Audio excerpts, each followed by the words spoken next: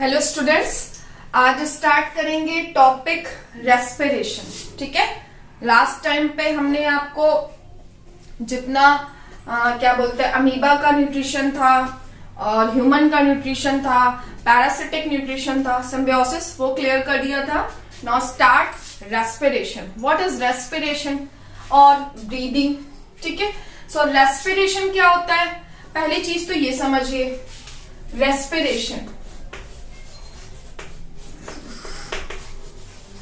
Respiration और breathing में difference क्या होता है।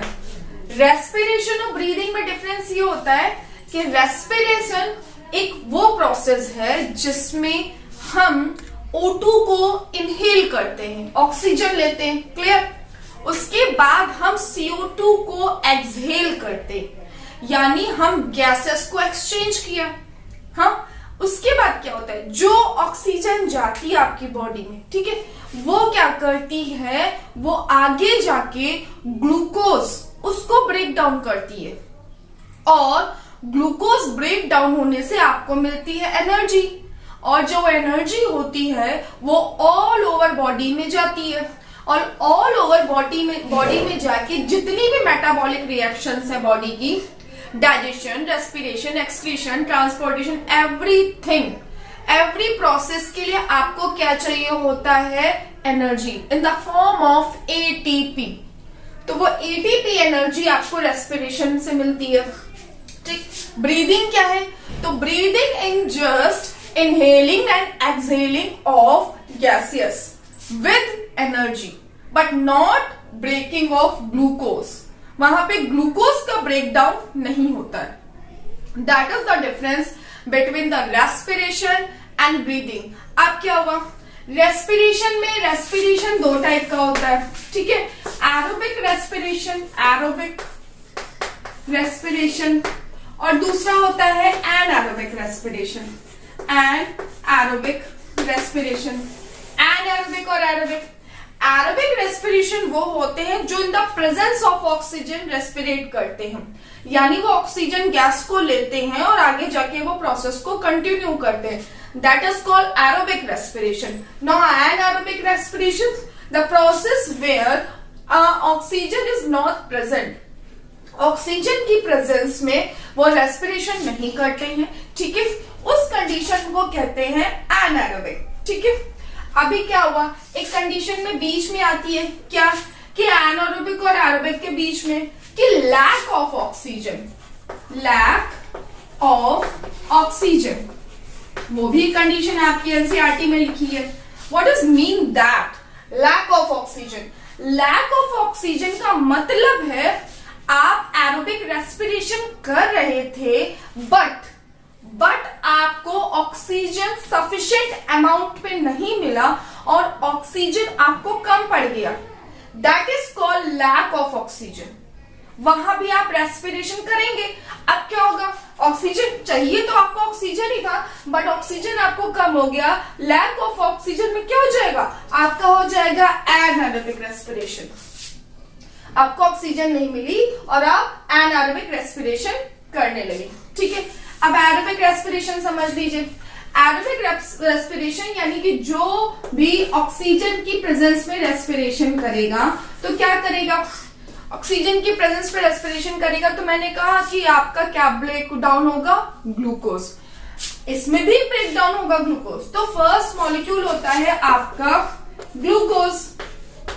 ठीक, ग्लूकोज मॉलिक्यूल होता है वो इन द प्रेजेंस ऑफ ऑक्सीजन, वो ऑक्सीजन की प्रेजेंस में क्या हुआ, ब्रेक डाउन हुआ। ग्लूकोज जब भी ब्रेक डाउन होता है वो ब्रेक डाउन होता है 6 carbon pyruvate molecule. 6 carbon pyruvate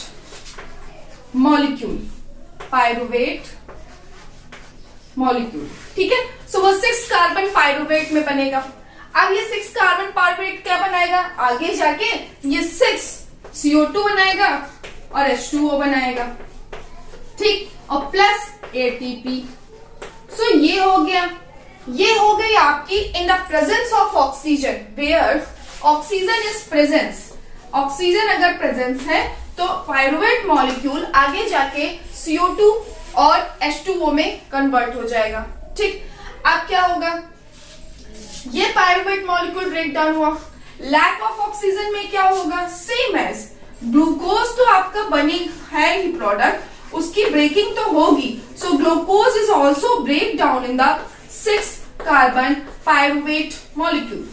ये भी 6 कार्बन पायरुवेट में बनेगा, लेकिन आपको ऑक्सीजन कम पड़ गया, ठीक है। तो उस कंडीशन में यहां जो प्रोडक्ट बनेगा वो बनेगा लैक्टिक एसिड, ठीक है। ये लैक्टिक एसिड कब बनता है बेटा, ये लैक्टिक एसिड तब बनता है, यानी लैक ऑफ ऑक्सीजन वाली प्रोसेस रेस्पिरेशन तब होती है जब बहुत आप हैवी एक्सरसाइजेस करते हैं, ठीक है। जब आप बहुत ज्यादा एक्सरसाइजेस करते हैं तो क्या होता है, ऑक्सीजन डिमांड जो होती है, जितना आपको ऑक्सीजन चाहिए होता है वो कम हो जाता है, और उस कंडीशन में आप एनारोबिक रेस्पिरेट करने लगते हैं, ठीक है। तो एब्सेंस क्या हो जाती है, ऑक्सीजन की कम हो जाती है और आप एनारोबिक करने लगते हैं, यानी CO2 लेने लगते हैं। और जब आप CO2 लेते हैं तो जो ग्लूकोज होता है वो तो पायरुवेट में ब्रेक डाउन हो ही रहा था ना, it is a common, but आगे जाके वो लैक्टिक एसिड में कन्वर्ट हो जाता है। और ये लैक्टिक एसिड क्या करता है, ये आपको पेन देता है। कहाँ पेन देता है, ये बोन्स में आपके एक्यूमुलेट हो जाता है, ठीक है। ये बोन्स में एक्यूमुलेट हो जाता है और ये जैसे क्रैम्प्स होते हैं, आप क्या करते हो, जब हैवी एक्सरसाइज होती है तो उसकी वजह से आपको क्रैम्प्स होते हैं, ठीक है। क्रैम्प्स होता है, बहुत सीवियर पेन होते हैं, तो just because of formation of the lactic acid. So जो ये क्रैम्प्स होते हैं और ये जो पेन होता है, ये लैक्टिक एसिड जो होता है ये एक्युमुलेट हो जाता है और इसकी वजह से आपको सीवियर पेन होता है आफ्टर हैवी एक्सरसाइज, ठीक है। This is the lack of oxygen. अभी एनारोबिक रेस्पिरेशन में क्या है, तो एनारोबिक रेस्पिरेशन में क्या हो गया कि ऑक्सीजन नहीं चाहिए, बिल्कुल नहीं चाहिए। So in the absence of oxygen, first molecule तो आपका ग्लूकोज है ही, ग्लूकोज फर्स्ट मॉलिक्यूल है और वो इन द अब्सेंस ऑफ ऑक्सीजन कर रहा है reaction, in the absence of oxygen, ठीक है। अब इन द अब्सेंस ऑफ ऑक्सीजन क्या होगा, तो यहां पे जो बनता है वो आपका ग्लूकोज पायरुवेट 6 कार्बन पायरुवेट में तो ब्रेक डाउन होगा, ठीक है, क्योंकि ये कॉमन मैंने बोला प्रोडक्ट है तीनों में, पायरुवेट में, लेकिन ये आगे जाके आपका बना लेता है एथनॉल। ये आगे जाके आपका प्रोडक्ट बनाता है ethanol, ethanol which is C2H5OH, ठीक है। ये जब ऐसी प्रोसेस होती है एनारोबिक की और जब एथनॉल बनता है प्लस इसके साथ ATP भी रिलीज होता है, ठीक है, एनर्जी भी रिलीज होती है। कह रहे जब एथनॉल बनता है तो एथनॉल जब बनता है दिस प्रोसेस ऑफ, यानी process of making ethanol and also release production of CO2 gas is known as fermentation, fermentation. This process fermentation कहलाती है। क्या होती है फर्मेंटेशन, फर्मेंटेशन बेटा, फर्मेंटेशन वो प्रोसेस है जिससे जो है ग्लूकोज को ब्रेक डाउन करके अल्कोहल बनाया जाता है। जैसे ईस्ट, ईस्ट क्या होती है, फर्मेंटेशन में प्रोसेस में यूज होती है। क्यों, क्योंकि ईस्ट जो होती है वो एनारोबिक रेस्पिरेशन करती है और वो अल्कोहल बनाती है, ठीक। जितनी आपके बेवरेजेस हैं जैसे रम, वाइन, बियर और ये आपकी जितने भी क्या बोलते ब्रांडी, ये सब क्या है, ये फर्मेंटेशन प्रोसेस से बनते हैं। ग्रेप्स से बनाई जाती है, बार्ले से बियर बनाई जाती है, ठीक है। तो ये सारी जो होती है ये फर्मेंटेशन की प्रोसेस से बनती है। इनमें ऑक्सीजन की विदाउट प्रेजेंस, ऑक्सीजन की बिल्कुल प्रेजेंस नहीं होती है, वहां फर्मेंटेशन होता है। और क्या होती है, फर्मेंटेशन के बाद CO2 आपकी गैस रिलीज होती है। इसी वजह से जब हम कोल्ड ड्रिंक्स और कैंस के लिड्स ओपन करते तो वहां फोम निकलता है, दैट इज नॉट फोम, वो CO2 गैस है। क्यों, क्योंकि वहां पे फर्मेंटेशन होने से कोल्ड ड्रिंक्स बनी, ठीक है, वहां पे CO2 बना, CO2 गैस भी बनेगी ना, और जैसे आप लिड ओपन होंगे तो CO2 गैस रिलीज होती है। So fermentation process is the making of ethanol in the absence of oxygen.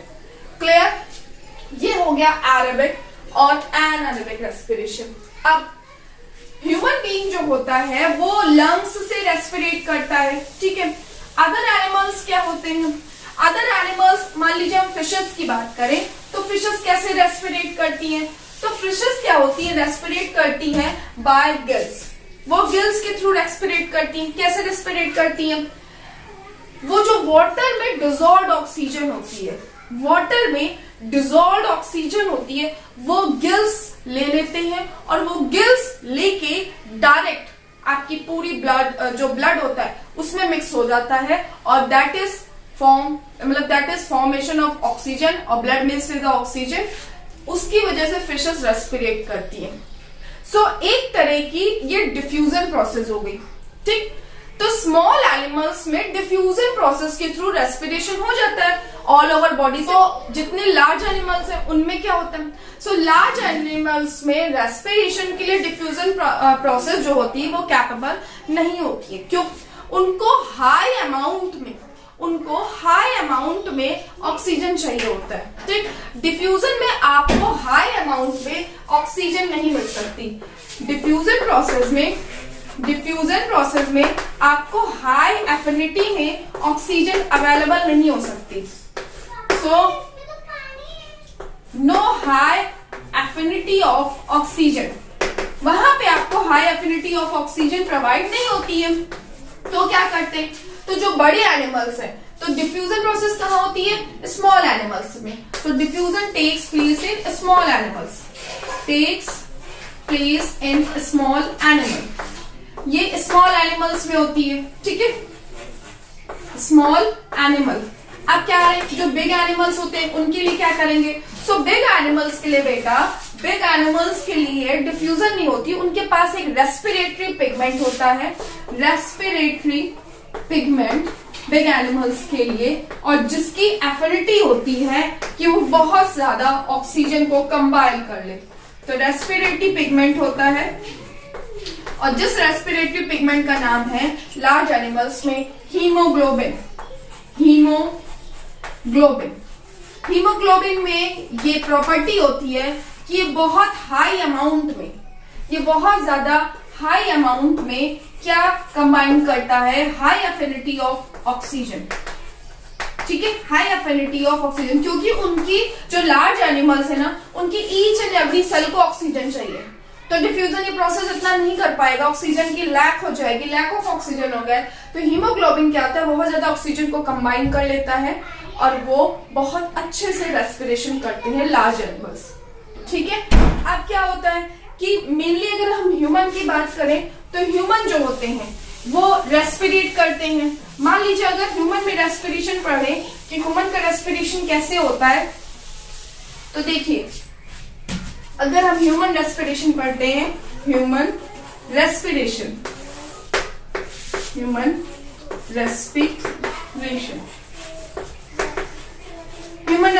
में क्या होगा, सबसे पहले आप क्या करते हैं, एयर में ऑक्सीजन होती है ना, तो सबसे पहले आप एयर को ब्रीथ करते हैं। तो एयर कहां जाती है, नोज में।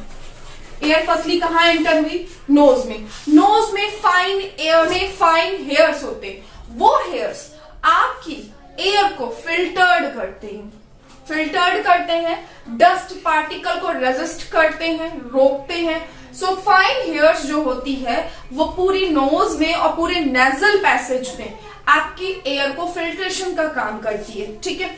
ओके, अब नोज से कहां जाएगी थ्रोट में, ठीक है। थ्रोट क्या होता है, नेक। थ्रोट में पहुंची, थ्रोट में क्या होता है, थ्रोट में बेटा रिंग्स ऑफ कार्टिलेज होता है, रिंग्स ऑफ कार्टिलेज। इसका क्या मतलब है, rings of cartilage. So rings of cartilage क्या होता है, ये एयर को कोलैप्स होने से रोकता है, ठीक है। ये रिंग्स ऑफ कार्टिलेज एयर को कोलैप्स, एयर जो होती है वो कोलैप्स नहीं होती है, आराम से इजीली जो होती है पैसेज में चली जाती है। और कोलैप्स इसलिए भी नहीं होती है क्योंकि पूरी म्यूकस की लाइनिंग होती है आपकी पूरी पैसेज में। एयर पैसेज में क्या होती है, म्यूकस की लाइनिंग होती है, इसलिए एयर जो होती है बहुत इजीली एंटर हो जाती, आराम से अपना पाथवे बना लेती है। अब क्या होगा, नोज के बाद जो आपकी एयर जाएगी वो जाएगी लंग्स में, ठीक है। लंग्स में गई, लंग्स क्या हुआ, लंग्स जो होता है ये आगे जाके छोटी छोटी स्मॉल ट्यूब्स में डिवाइड हो जाता है, ठीक है। तो जो छोटी छोटी स्मॉल ट्यूब्स में डिवाइड होता है उसे बोलते हैं एल्वियोलाई।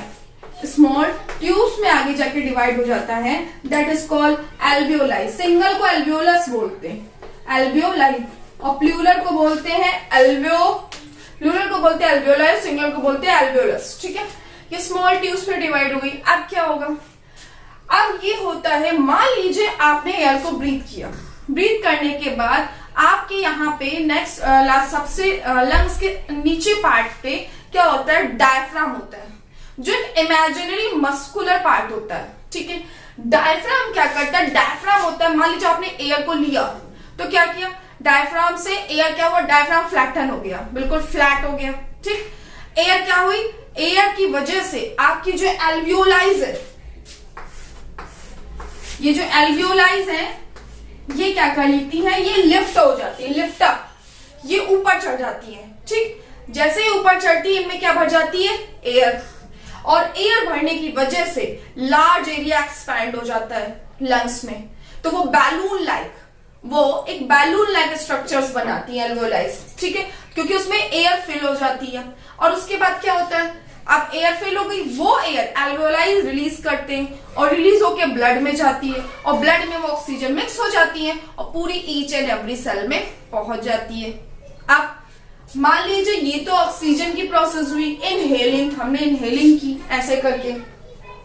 एक्सहेलिंग में क्या होता है, तो एक्सहेलिंग में क्या होता है, जितना भी आपकी बॉडी सेल्स में CO2 होता है, जितना भी आपकी बॉडी सेल्स में CO2 होता है, उसको क्या करते हैं, वो सारी CO2 क्या होती है, रिलीज कहां होती है, रिलीज इन एल्वियोलाई, रिलीज इन एल्वियोलाई, वो एल्वियोलाई में रिलीज होती है। ठीक है, एल्वियोलाई में रिलीज होने के बाद क्या करती है, एल्वियोलाई फिर से बैलून लाइक स्ट्रक्चर है ना, वो कंस्ट्रिक्ट हो जाती है, और वो फिर बॉडी से लंग्स के थ्रू बाहर निकल जाती है। ठीक है, तो अब एक क्वेश्चन ये आता है जो आपके एनसीईआरटी में दिया है कि रेजिडुअल वॉल्यूम क्या होता है, residual volume, residual volume, residual volume इस पूरी प्रोसेस में यूज होता है। कैसे यूज होता है, देखो, आप जब इनहेलेशन करेंगे, आपने इनहेलेशन किया और आप तुरंत हमने इनहेलेशन किया और फिर एक्सहेलेशन किया, CO2 निकाला। ठीक, दो प्रोसेस की, दो प्रोसेस में आपको तब भी तो ऑक्सीजन चाहिए था ना ये प्रोसेस करने के लिए। अगर ऑक्सीजन उस टाइम बिल्कुल ना हो तो आप क्या हो, लैक ऑफ ऑक्सीजन हो जाए, फेंट हो जाए, तब भी तो ऑक्सीजन चाहिए ना। तो आपके लंग्स में इनहेलेशन और एक्सहेलेशन के प्रोसेस के टाइम भी थोड़ा सा ऑक्सीजन का रेजिडुअल वॉल्यूम, मतलब बचा हुआ, रेजिड्यू मतलब होता है बचा हुआ, थोड़ा सा ऑक्सीजन का रेजिड्यू पार्ट जो होता है वो रहता है, जिसकी वजह से आप एक ही टाइम पे इनहेलेशन भी कर लेते हो और एक्सहेलेशन भी कर लेते हो। That is called residual volume. ठीक है, that is called residual volume. अब ये हो गया ह्यूमन रेस्पिरेटरी सिस्टम। आपको हम नेक्स्ट स्टार्ट करेंगे ट्रांसपोर्टेशन, ह्यूमन बीइंग यानी हार्ट पढ़ाएंगे, ब्लड ट्रांसपोर्टेशन पढ़ाएंगे और ट्रांसपोर्टेशन इन प्लांट्स। ठीक है, तो अभी के लिए इतना ही। Okay, thank you. पढ़ते रहिए, पढ़ाते रहिए।